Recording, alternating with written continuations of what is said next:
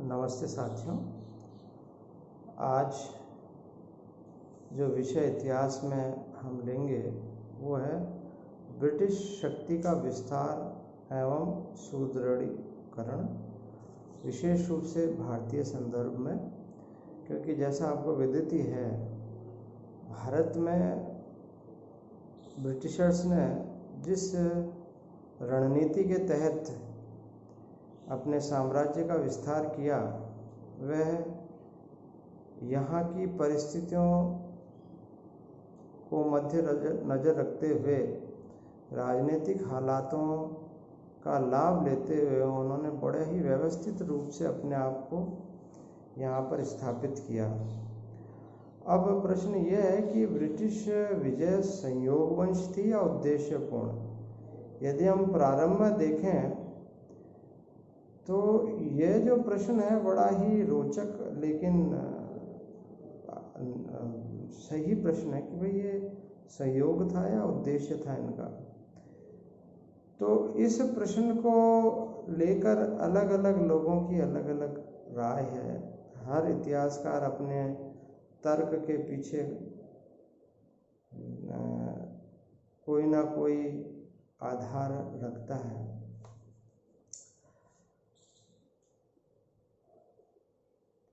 John सीले नामक British इतिहासकार का यह मानना है, और उनके साथ साथ उनके नेतृत्व को मानने वाले लोगों का यह मानना है कि ब्रिटिश की भारत विजय को गैर इरादतन और संयोगवश ही थी।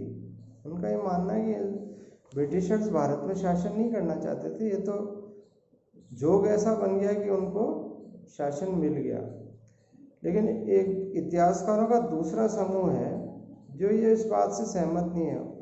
उनका ये मानना है कि अंग्रेज भारत में एक व्यापक एवं शक्तिशाली साम्राज्य की स्थापना हेतु आए थे, और इसके लिए उन्होंने सुनियोजित रणनीति एवं योजना बनाकर भारत पर कब्जा किया।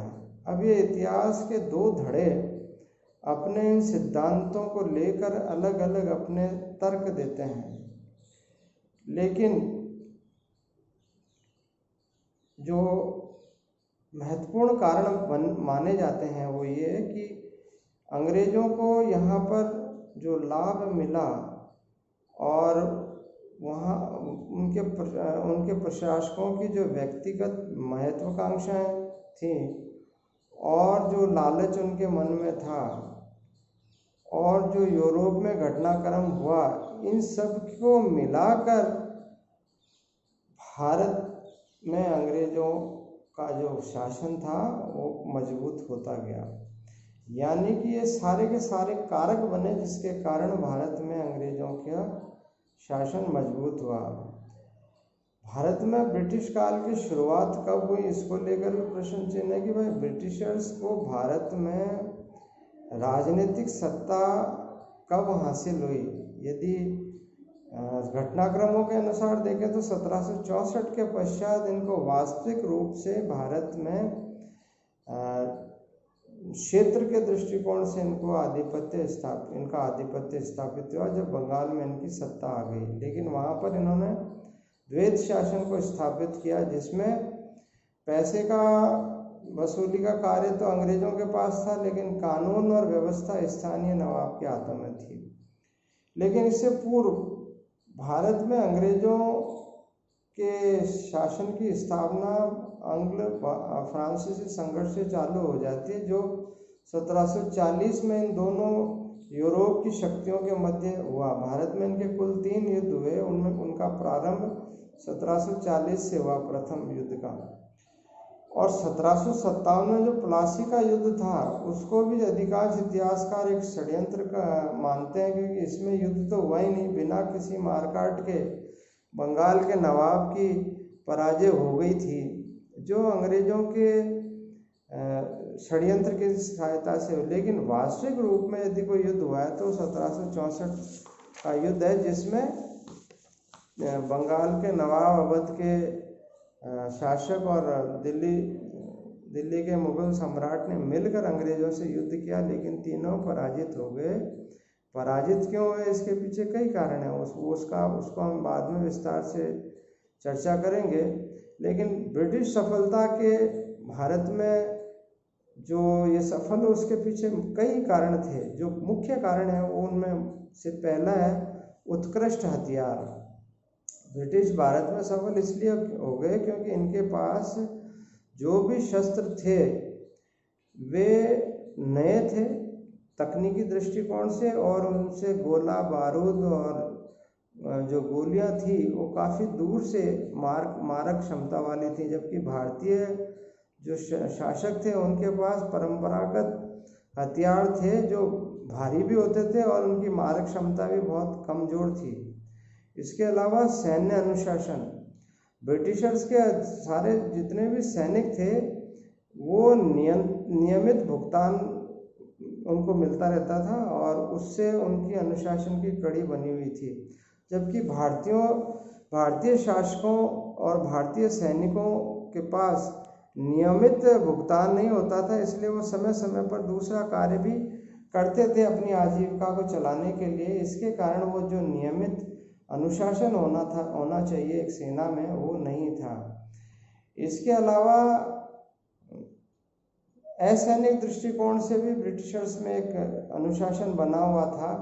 वहाँ पर प्रशासनिक अधिकारी या कर्मचारी की नियुक्ति वंशानुगत और जातीयता के आधार पर नहीं होती थी। मतलब जबकि भारत में ये सारे का सारा जातिगत व्यवस्था पर आधारित था, जातिगत या धार्मिक आधार पर। तो इसलिए अनुशासन के दृष्टिकोण से उतने परिपक्व यहाँ का व्यक्ति नहीं था, जितना व्यक्ति से मतलब अधिकारी और कर्मचारी नहीं था जितना यूरोप का था।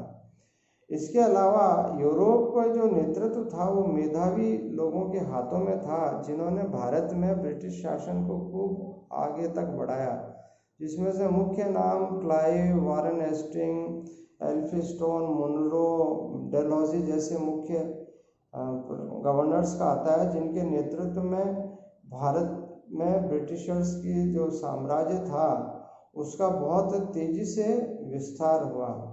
इसके अलावा जो युद्ध का सबसे महत्वपूर्ण कारक होता है वित्तीय हालात।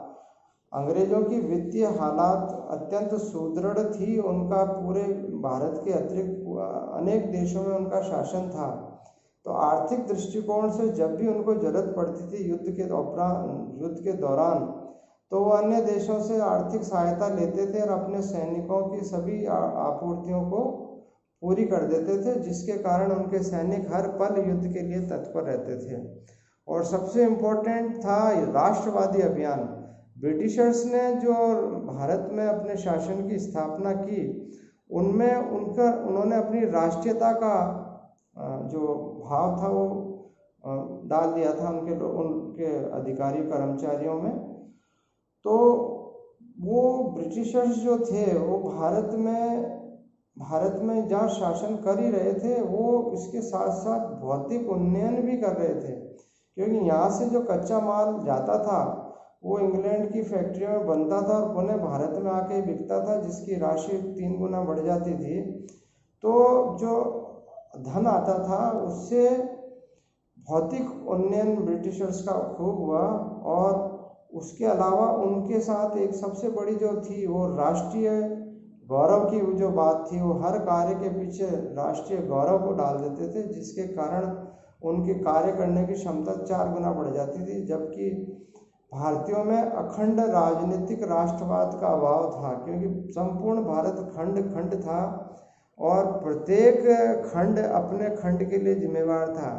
भारत संपूर्ण दृष्टिकोण से एक राष्ट्रीयवाद, भारतीयों में संपूर्ण दृष्टिकोण से राष्ट्रीयवाद जैसी भावना परिपक्व नहीं हो पाई थी। खंडित राष्ट्रवाद था, यानी कि अपने खंड वाले जो राष्ट्र थे, राज्य थे, उन्हीं के लिए वो जिम्मेवार मानते थे अपने आप को। और उसमें भी वो सैनिक ही लोग होते थे जो युद्ध लड़ते थे, आम व्यक्ति का उससे कोई लेना देना नहीं होता था। तो ये अनेक कारण बने जिनके कारण अंग्रेज भारत में स्थापित हुए और उन्होंने सुदृढ़ दृष्टिकोण से हमारे कमजोरियों का लाभ लेते हुए भारत में शासन किया। और ये शासन उन्होंने 1764 से 1947 तक सतत चलाया बिना किसी बाधा के। धन्यवाद।